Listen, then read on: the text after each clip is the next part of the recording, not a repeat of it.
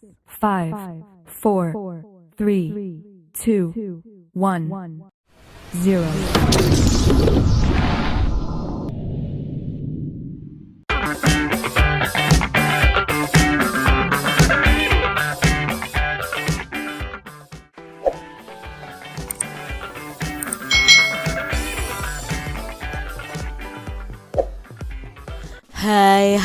Hai, selamat datang di channel YouTube Kak Citra.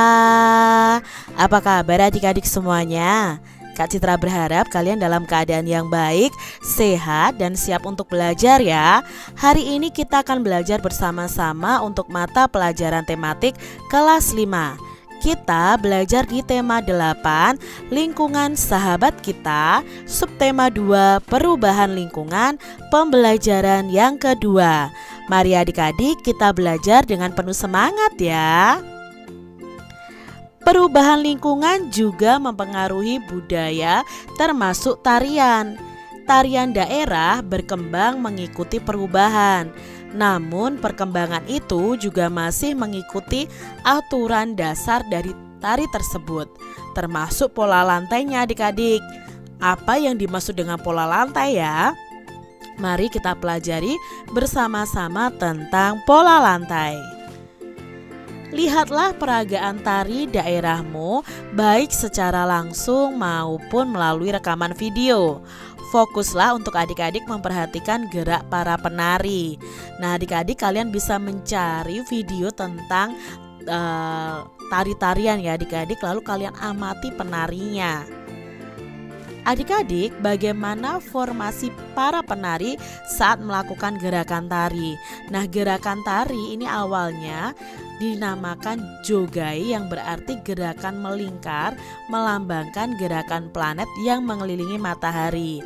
Lalu bagaimana arah hadap gerak penari selama peragaan tari? Nah, arah hadap penari itu ada yang ke depan, ke samping kanan, lalu ke samping kiri. Bagaimana bentuk imajiner yang dilalui penari selama melakukan gerakan tari? Nah, garis imajiner yang dilalui penari adalah garis lengkung dan garis lurus. Apa sih maksudnya pola lantai ini? Nah, adik-adik ya, lihat di sini ini adalah gerakan penarinya. Biasanya penari itu akan bergerak melingkar, lalu ada gerakan ke depan, ke samping kanan dan ke samping kiri.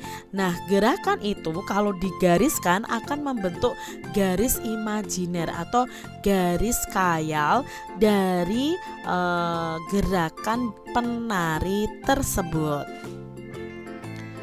Pola lantai gerak tari. Pada saat menari, penari itu kadang bergerak ke kiri, ke kanan, maju, mundur, atau bergerak membentuk lingkaran. Jika digambarkan seolah-olah ada satu garis imajiner yang dilalui penari selama menyajikan satu tarian. Nah, garis imajiner itu juga dapat digambarkan dengan melihat formasi para penari dalam memperagakan tarian. Para penari dapat membentuk formasi garis lurus, lengkung, segitiga, atau lingkaran. Nah, bentuk formasi garis dapat berubah-ubah selama penari menampilkan sebuah tarian. Garis imajiner yang dilalui oleh penari ini saat melakukan gerakan tari disebut dengan pola lantai adik-adik. Jadi pola lantai ini merupakan garis imajiner yang dibuat oleh formasi penari kelompok. Secara umum pola lantai itu bisa berupa garis lurus dan garis lengkung. Bentuk pola garis lurus itu dapat dikembangkan menjadi pola lantai. Di antaranya garis horizontal, diagonal, garis lurus ke depan, zigzag, segitiga, segi empat, dan segi lima. Nanti kita lihat adik-adik pola lantainya seperti apa. Sedangkan bentuk pola garis lengkung itu dapat dikembangkan menjadi pola lantai lingkaran, pola lantai angka 8, garis lengkung ke depan, dan garis lengkung ke belakang. Kita perhatikan gambar-gambar berikut ini. Nah, ini adalah pola lantai dari gerak yang dilalui oleh penari yang berupa garis dan lengkungan adik-adik. Yang pertama itu ada penari bergerak melalui garis lurus ke depan. Lalu kalau diagonal itu ke samping seperti ini adik-adik.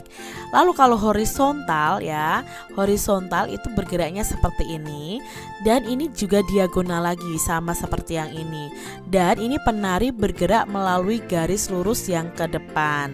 Sedangkan ini penari bergerak melalui garis lingkaran. Lalu pola lantai untuk formasi yang berkelompok. Kalau tadi yang ini adalah pola lantai untuk penari tunggal adik-adik atau sendiri. Sedangkan ini pola lantai untuk penari kelompok ya. Kalau seperti ini ya, jadi dianggap yang biru-biru ini adalah penarinya. Nah, kalau posisi penarinya seperti ini, berarti ini formasi namanya adalah pola lantai diagonal. Kalau posisinya seperti ini, penari satu di depan, dua di belakang, lalu dua di tengah, lalu dua di belakang seperti ini, berarti namanya pola lantai segi 5. Kalau lurus dari depan ke belakang itu disebut dengan pola lantai garis lurus ke depan. Kalau seperti ini namanya pola lantai zigzag. Ini pola lantai lingkaran ya, hampir sama dengan segi 5 ya adik-adik. Dan ini pola lantai diagonal. Itu tadi adik-adik ya, pola lantai untuk penari tunggal dan penari yang berkelompok. Ini adalah tari legong adik-adik ya, kalian perhatikan. Dan ini adalah tari saman. Berdasarkan teks pola lantai pada gambar di atas, kita coba kerjakan tugas berikut ini adik-adik. Tuliskan kembali pengertian pola lantai menggunakan bahasamu sendiri. Usahakan agar orang lain itu memahami dengan mudah saat membaca tulisanmu. Nah, pola lantai itu adalah garis imajiner atau garis khayal yang dilalui oleh penari saat melakukan gerakan tari. Gambarlah pola lantai yang terlihat dari gambar dua tarian pada teks tadi. Nah, tadi ada tari legong ya dan tari saman. Nah, pola lantai tari legong itu seperti ini adik-adik, karena tadi ada dua penari ya yang membentuk lingkaran, sedangkan pola lantai tari saman itu seperti ini, horizontal posisinya. Lihatlah sebuah video tari kreasi daerah kalian. Nah, perhatikan gerakan pada pola lantai penari dalam menyajikan tarian. Kalian bisa menirukan 5 gerakan dari tarian tersebut, lalu berlatihlah dengan gerakan-gerakan tersebut hingga dapat memperagakannya dengan benar. Lalu buatlah pola lantai sesuai dengan gerakan yang dipelajari. Nah, gerak tari daerah satu dengan daerah yang lain itu pasti memiliki karakter yang berbeda-beda. Gerak tari adik-adik ya, tadi misalnya gerak tari Bali itu berkarakter lincah dengan rangkaian gerak yang patah-patah. Sebaliknya kalau tarian dari daerah Solo dan Yogyakarta itu cenderung berkarakter lembut dalam rangkaian gerak yang mengalir seperti aliran air yang tenang. Siklus air dan bencana kekeringan. Adik-adik kita akan baca bacaan ini ya. Peristiwa siklus air merupakan peristiwa sehari-hari yang sering tidak disadari oleh manusia. Siklus air menghasilkan air bersih yang berguna untuk kehidupan manusia. Manusia itu memerlukan air bersih, antara lain untuk keperluan rumah tangga, keperluan industri, dan juga pertanian. Siklus air ini menghasilkan air bersih ya adik-adik ya. Sudah kita pelajari pada pembelajaran sebelumnya tentang siklus air. Pada saat proses penguapan, kotoran pada air tidak ikut menguap adik-adik. Uap air yang menguap adalah uap air yang bersih. Pada saat turun hujan, air yang dihasilkan pun adalah air bersih dan siap digunakan untuk berbagai keperluan. Ini adalah gambar tentang terjadinya hujan ya adik-adik ya. Tentunya kalian masih ingat. Air hujan yang jatuh itu sebagian akan diserap oleh tanah, lalu menjadi air tanah. Air tanah adalah air yang mengalir di bawah permukaan tanah. Air ini biasanya jernih dan bersih karena sudah tersaring oleh lapisan tanah dan akar tumbuhan. Untuk mendapatkan air tanah, manusia itu harus membuat sumur dengan cara menggali lubang adik-adik. Air hujan yang tidak terserap oleh tanah akan terus mengalir menjadi air permukaan. Lalu air itu menuju tempat yang lebih rendah seperti sungai, danau, dan laut. Nah, air permukaan adalah air hujan yang tak dapat diserap oleh tanah, tetapi diserap oleh permukaan tanah, sehingga mengalir di atas permukaan tanah dan kemudian akan menguap kembali. Itu tadi perbedaan antara air tanah dan air permukaan. Ini juga sudah kita bahas pada pembelajaran sebelumnya juga adik-adik. Air permukaan ini biasanya kotor karena mengandung lumpur adik-adik. Air ini juga biasanya membawa berbagai macam material dari proses erosi. Pada musim kemarau, air hujan yang turun itu menjadi berkurang. Air hujan yang turun biasanya langsung diserap oleh tanah menjadi air tanah. Jika air sungai dan danau surut akan menyebabkan berkurangnya penguapan air sebagai pembentuk titik-titik air di awan. Akibat dari semakin sedikitnya awan adalah semakin berkurangnya curah hujan. Oleh karena itu, sumur-sumur penduduk pun menjadi kering. Nah, di saat inilah biasanya akan terjadi kelangkaan air bersih. Jika kelangkaan air bersih ini terjadi dalam waktu yang panjang, bencana kekeringan akan terjadi adik-adik. Jadi, mari kita biasakan menghemat penggunaan air dalam kehidupan sehari-hari. Peristiwa apa saja yang terjadi pada teks siklus air dan bencana kekeringan tadi adik-adik?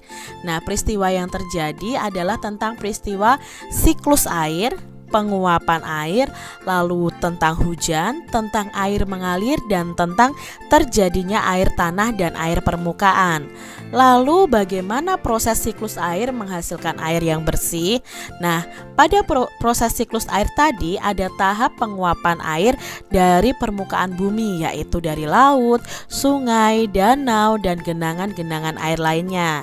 Pada saat penguapan air pada penguapan air ini kotorannya tidak akan ikut menguap adik-adik. Kotoran pada air akan tertinggal. Nah, uap air yang naik dan membentuk awan itu merupakan uap air yang bersih.